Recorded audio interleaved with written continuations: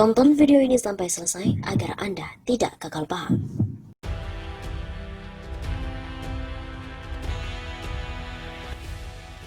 Korban Corona Indonesia melebihi Cina, PKS desak pemerintah segera mengevaluasi penanganannya.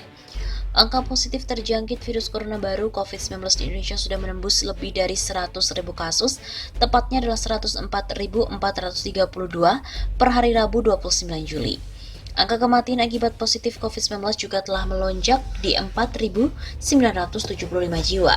Angka positif dan kematian akibat COVID-19 ini lebih tinggi dari Cina sebagai negara pertama di mana tempat virus COVID-19 ini menyebar. Terbaru, Universitas Oxford memberikan nilai D terhadap kinerja Indonesia dalam penanganan COVID-19. Anggota Komisi 9 DPR RI fraksi PKS Kurniasih Mufidayati mengaku prihatin dengan perkembangan kasus COVID-19 di Indonesia yang terus meningkat. Menurut Mufida, strategi penanganan pemerintah menghadapi perlu dievaluasi. Mufida menyebut pemerintah lebih mengedepankan kepentingan ekonomi dibandingkan paradigma kesehatan dalam penanganan pandemi di Indonesia. Mulai dari Perpu Penanganan Corona, kampanye New Normal yang kemudian diakui salah oleh pemerintah, dan terakhir pembentukan Komite Penanganan COVID-19 yang lebih berdimensi ekonomi dan menjadikan Satgas Penanganan COVID-19 hanya bagian subordinat saja dalam perumusan kebijakan. Papar Mufida dalam keterangannya di Jakarta pada hari Rabu 29 Juli. Mufida juga menjelaskan kebijakan yang menitik beratkan ekonomi dalam penanganan COVID-19 saat ini terbukti justru menjadikan perkantoran, pusat perdagangan, dan pasar menjadi penyebaran klaster terbaru. Berdasarkan data Satgas Percepatan Penanganan COVID-19 per 25 Juli, di DKI Jakarta saja terdapat 68 klaster perkantoran dengan 440 kasus positif dan 107 klaster pasar rakyat dengan 547 kasus. Mufida juga mengaku miris dengan munculnya klaster di bidang kesehatan yang mencapai 124 klaster dengan 799 kasus yang menunjukkan keselamatan tenaga medis semakin terancam dengan pengendalian penularan yang kurang berjalan akibat pelonggaran yang dilakukan. Jika terakhir Presiden meminta penanganan seimbang antara kesehatan dan ekonomi, tapi tidak begitu yang terjadi di lapangan. Kampanye New Normal Presiden dengan mengunjungi mal dan menyerahkan kewenangan perpanjangan PSBB di masing-masing daerah membuat kebijakan nasional penanganan COVID-19 ini tidak seragam. Jika dulu epicentrum di Jakarta, kini ada 8 provinsi penyumbang terbesar COVID-19 di tanah air. Pihaknya meminta agar pemerintah tetap menggunakan pola strategi penanganan COVID-19 dengan pola pikir bencana kesehatan, sehingga seluruh kebijakan yang akan dikeluarkan menggunakan pertimbangan kebencanaan kesehatan. Tidak ada yang dibenturkan antara ekonomi dan kesehatan. Kita memahami semuanya harus berjalan, dalam sistem penanganan bencana pun semua sudah diatur, termasuk klaster-klaster yang mendukung, misalnya pendidikan, sosial, ekonomi, dan yang komando pusatnya ada di BNPB. Jelasnya, dia meminta pemerintah segera memperbaiki catatan-catatan dalam strategi penanganan COVID-19 dan tetap memegang kendali penanganan COVID-19 hingga ke daerah. Jika pemerintah mengaku menggunakan new normal bermasalah, maka semua dampak dari kebijakan itu harus dievaluasi secara menyeluruh. Pemerintah sudah diberikan kewenangan sangat besar untuk mengelola anggaran, tapi tidak juga terserap dengan baik. Sekalinya muncul program dengan dana besar, justru malah menimbulkan polemik. Begitu tutupnya.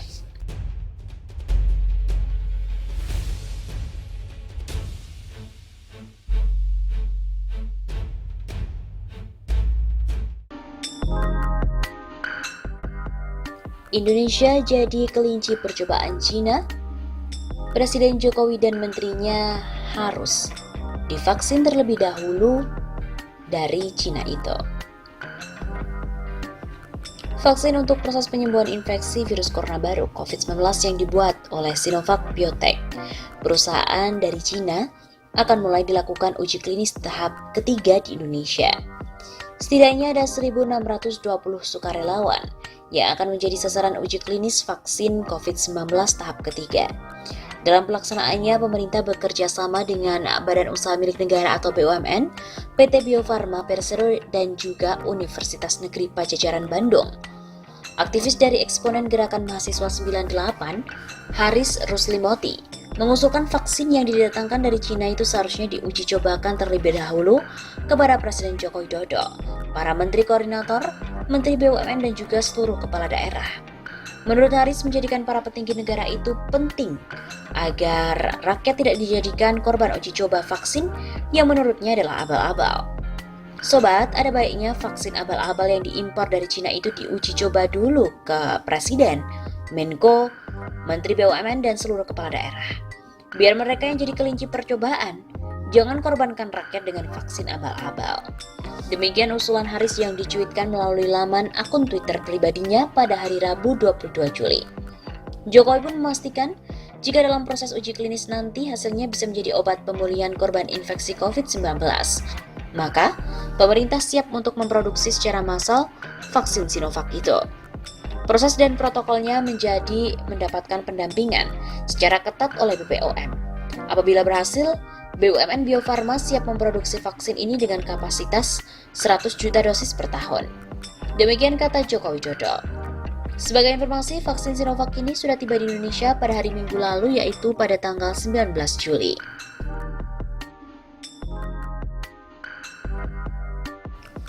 Katanya, Jokowi desak vaksin dari Cina untuk segera dipakai. Profesor pun bilang, nggak bisa, karena nanti tak tahu apa efek sampingnya. Koordinator uji klinis vaksin virus corona, Profesor Kusnandi Rusmil, mengaku ada desakan dari Presiden Jokowi untuk menggunakan secara massal vaksin Sinovac dari Tiongkok di Indonesia. Namun Kusnandi menyatakan bahwa desakan Presiden itu tak bisa segera dilaksanakan. Arahan khusus dari Bapak Presiden, usahakan vaksin ini cepat ada. Kalau bisa 3 bulan, kami bilang nggak bisa 3 bulan. Karena kita harus melakukan dengan hati-hati dan dengan benar.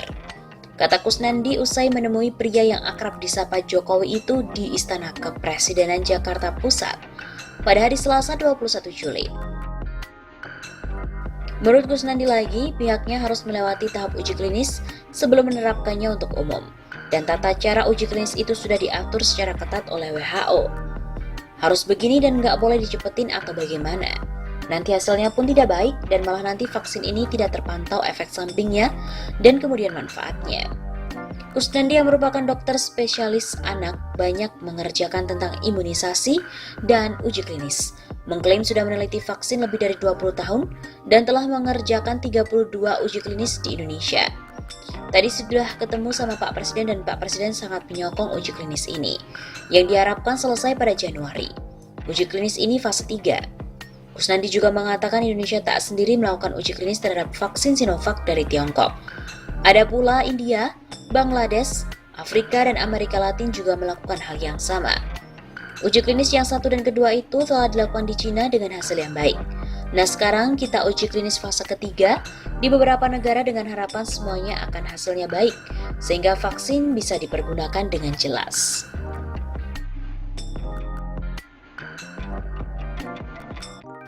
Namun, sebelumnya diberitakan Indonesia ini diduga jadi kelinci percobaan vaksin Cina. Masuknya vaksin Sinovac untuk uji klinis tahap ketiga Indonesia memunculkan dugaan bakal jadi kelinci percobaan oleh Cina. Namun demikian, anggota Komisi 3 DPR RI fraksi PDI Perjuangan, Rahmat Handoyo menegaskan hal tersebut adalah salah persepsi. Pasalnya vaksin yang muncul pasti telah melalui sejumlah uji klinis lewat binatang maupun manusia. Kok jadi kelinci percobaan? Itu salah persepsi. Justru kita tuh beruntung sebagai tempat uji coba.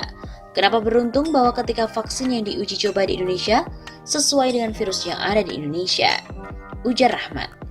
Menurut Rahmat lagi, uji coba vaksin Sinovac di Indonesia menjadi sebuah keharusan lantaran adanya kerjasama antara perusahaan farmasi Indonesia, PT Bio Farma dengan Sinovac. Sehingga harus ada uji coba di Indonesia dengan harapan antivirus tersebut ampuh untuk menyembuhkan COVID-19 di tanah air. Coba kalau kita beli vaksin di luar negeri, dibuat di Indonesia tapi tidak ada uji coba di Indonesia. Berarti uji cobanya di luar negeri semua. Virusnya di luar negeri semua. Belum tentu itu virus yang ada di Indonesia sama dengan di luar negeri. Lalu ditambahkan Rahmat Handoyo, Indonesia juga harus merasa beruntung lantaran Sinovac mempercayakan Indonesia menjadi tempat uji coba antivirus itu. Kalau tanpa uji coba, langsung diuji coba di luar negeri, semua dibikin di luar negeri ya kalau cocok. Kalau tidak cocok, ternyata virusnya mendenges, tetap dikasih vaksin. Ternyata virusnya tetap menyerang ke kita, masih kena virus kan? Justru kita rugi sudah beli banyak. Begitu tandasnya.